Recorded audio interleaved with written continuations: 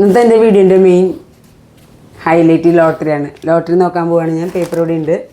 അപ്പോൾ ലോട്ടറി നോക്കാൻ പോവുകയാണ്. ഈ ലോട്ടറിയുടെ റിസൾട്ട് എന്താണെന്നുള്ളത് ലാസ്റ്റ് വരെ കണ്ടാലേ നിങ്ങൾക്ക് മനസ്സിലാവുള്ളൂ. അപ്പോൾ നമുക്ക് വീഡിയോയിലേക്ക് കിടക്കാം.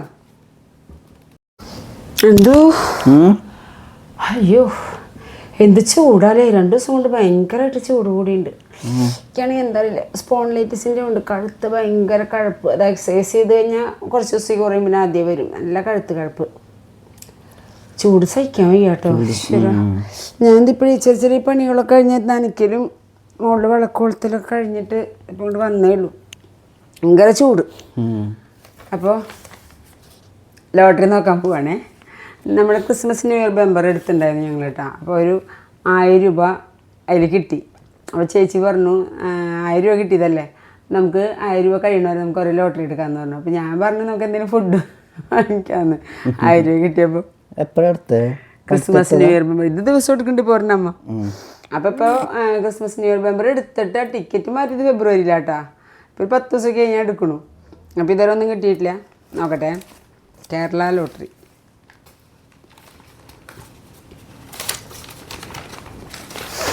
എനിക്കൊരു സ്വഭാവം എന്താ വെച്ചിട്ടുണ്ടെങ്കിൽ ഞാൻ താഴ്ത്തുന്നേ നോക്കുള്ളൂ. 100 തൊട്ടേ നോക്കി തുടങ്ങുള്ളൂ. ചേച്ചിയാണ് ഏറ്റവും ഫസ്റ്റ് പ്രൈസ് തൊട്ടാ നോക്കി തുടങ്ങുക കേട്ടോ. അപ്പം 100 തൊട്ട് നോക്കട്ടെ. 4419 100ഇല്ല. അയ്യോ ഇതേ 4417 200. എൻ്റെ 4419. അപ്പോൾ 2 നമ്പറിന് 200 രൂപ പോയിട്ടാണ്. 500 നോക്കട്ടെ. 44 55 അത് കുറേ നമ്പർ വ്യത്യാസമുണ്ട്. 2000 ഇല്ല. 1000 നോ. അപ്പോൾ 5000 പോയാലോ?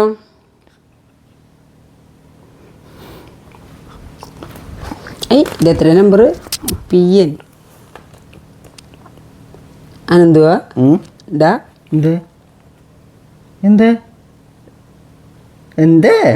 എന്താവും?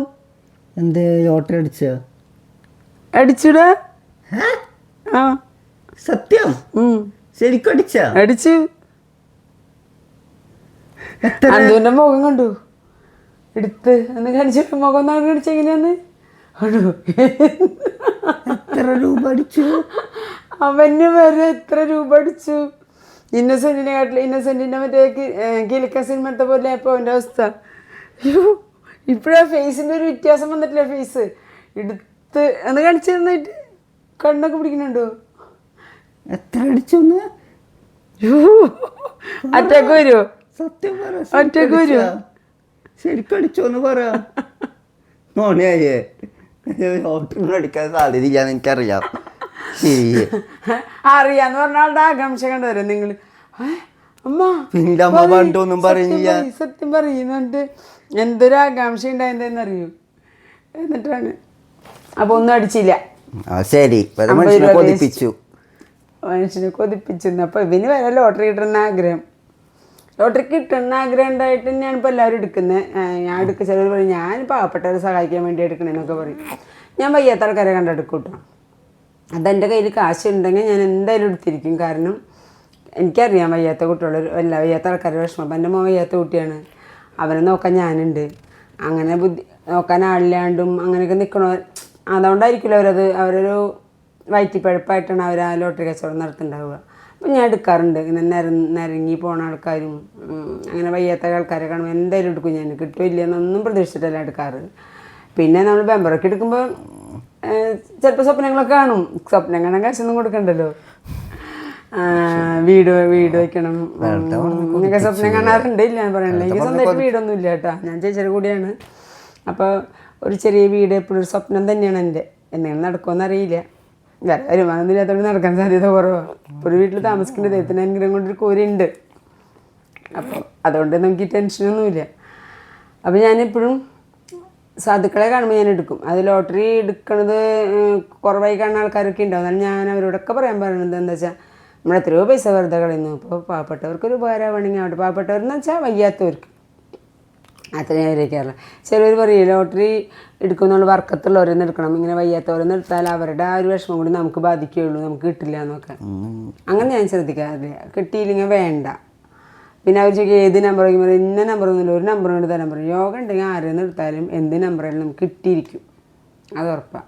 പിന്നെ ലോട്ടറി കിട്ടുമ്പോൾ അതൊരു ശാപകാശം എന്നെല്ലാവരും പറയണ കേട്ടിട്ടുണ്ട്. കാരണം വെച്ചാൽ എടുക്കുന്നവരൊക്കെ കിട്ടണമെന്ന് ആഗ്രഹിച്ച് എടുക്കുമ്പോൾ അത് കിട്ടാണ്ടാകുമ്പോൾ അവർ മനസ്സിൽ ഓട്ടോമാറ്റിക് ഒരു നിരാശ വരുന്ന പറയണത്. അപ്പോൾ അതിൻ്റെ ഒരു ശാപം നമുക്ക് ഉണ്ടാകുന്നത് അതുകൊണ്ടൊന്നല്ല. കിട്ടുമ്പോൾ എന്താ വെച്ചാൽ ദൂരത്തടിക്കും, വലിയ വീട് വയ്ക്കും, ഒരു കാറ് വാങ്ങും, എന്നിട്ട് പിന്നെ അത് മെയിൻറ്റെയിൻ ചെയ്യാൻ പറ്റാണ്ട് കിടന്ന് നെട്ടോട്ട് ഓടും. അതാണ് ഉണ്ടാവുന്നത്. കിട്ടണ പൈസ മിണ്ടാണ്ട് ബാങ്കിലിട്ടാൽ പലിശ എടുത്ത് ജീവിക്കണമെങ്കിൽ യാതൊരുവിധ കുഴപ്പം ഉണ്ടാവില്ല. വല്ല കടമൊക്കെ ഉണ്ടെങ്കിൽ അതൊക്കെ വീട്ടിൽ കടമുള്ളവർക്ക് കിട്ടാം. വീട്ടിൽ ഒരു ചെറിയ വീടില്ലാത്തവരാണെങ്കിൽ ചെറിയ വീട് വയ്ക്കാം. പക്ഷേ ഒരിക്കലും ആ പൈസ എടുത്ത് വീട് വയ്ക്കരുത്, അത് ബാങ്കിലിടണം. നമ്മൾ ചെറിയ ലോൺ എടുത്തിട്ട് വീട് വയ്ക്കുക, എന്നിട്ട് ആ പലിശ കൊണ്ട് ലോൺ അടച്ച് വിടുക. അപ്പോൾ നമ്മുടെ മുതൽ അവിടെ സേഫായിട്ട് കിടക്കുള്ളൂ. എനിക്ക് എൻ്റെ അഡ്വൈസ് ആട്ടോ. ഓരോരുത്തർ ഇഷ്ടമാണ്. എനിക്ക് വല്ലപ്പോഴും ലോട്ടറി അടിക്കണമെങ്കിൽ ഞാൻ ഇങ്ങനെയൊക്കെ ചെയ്യും. എനിക്ക് ഭയങ്കര കഴുത്ത് കുഴപ്പമാന്നേ സ്പോൺ ലൈറ്റസിൻ്റെ. ആർക്കെങ്കിലും ഈ കഴുത്ത് കുഴപ്പമുണ്ടോ, അതിനങ്ങനെ വന്നാൽ നിങ്ങൾ എന്താ ചെയ്ത് ചെയ്യാറ്? വേദന കുറയാനായിട്ട് എന്തെങ്കിലും ടിപ്സ് ഉണ്ടെങ്കിൽ പറഞ്ഞു തരാമോ? ഇനി ഈ കോളറൊന്നും ചൂടുകാലത്ത് ഇടാൻ എളുപ്പമല്ല, അതുകൊണ്ടാണ്. പിന്നെ അന്തമോന് പരീക്ഷ കേട്ടോ, മാർച്ച് 16 ഒരെണ്ണം കൂടി ഡിഗ്രിയുടെ ഒരെണ്ണം കൂടി എഴുതാനുണ്ട് അവന്. പൊളിറ്റിക്കൽ സയൻസിൻ്റെ foreign policy, India's foreign policy എന്നൊരു പേപ്പറും കൂടി എഴുതാണ്ട്. എന്താ വെച്ചാൽ ഞാൻ മുന്നേ പറഞ്ഞിട്ടുണ്ട് എൻ്റെ വീഡിയോയിൽ. ഞങ്ങൾ നാളും കൂടിയും പറഞ്ഞു ഞങ്ങൾ മൂകാംബിയയ്ക്ക് പോയി കഴിഞ്ഞ കൊല്ലം. ആ ദിവസത്തേക്ക് എൻ്റെ പരീക്ഷ നീട്ടി വെച്ചു. അപ്പോൾ അമ്പലത്തെ പോക്കിന് ഇമ്പോർട്ടൻ്റ് കൊടുത്ത് അവനും പറഞ്ഞു എനിക്ക് മൂകാംബിയയ്ക്ക് വന്നാൽ മതി എന്ന്. അപ്പോൾ അതുകൊണ്ട് ഞങ്ങൾ മൂകാംബിയയിൽ പോയി ദേവിയെ തൊഴുത് വന്നു. അപ്പോൾ ആ എക്സാം എഴുതാൻ പറ്റിയില്ല. അപ്പോൾ ഈ മാർച്ച് 16 എക്സാം കേരളോർമയിൽ വെച്ചിട്ട്. അതെല്ലാവരും പ്രാർത്ഥിക്കും, നീ പഠിച്ചാൽ മതി. പഠിക്കും കേട്ടോ, അവൻ നന്നായി പഠിക്കും. അപ്പോൾ ഇന്നത്തെ വീഡിയോ നമുക്ക് വൈൻഡപ്പ് ചെയ്യാം അല്ലേ? അന്തുമോനെ ഓട്സ് ഉണ്ടാക്കാറ്, ഓട്സ് ഉണ്ടാക്കി ഭക്ഷണമൊക്കെ കൊടുക്കണം. അപ്പോൾ എല്ലാവർക്കും ബൈ.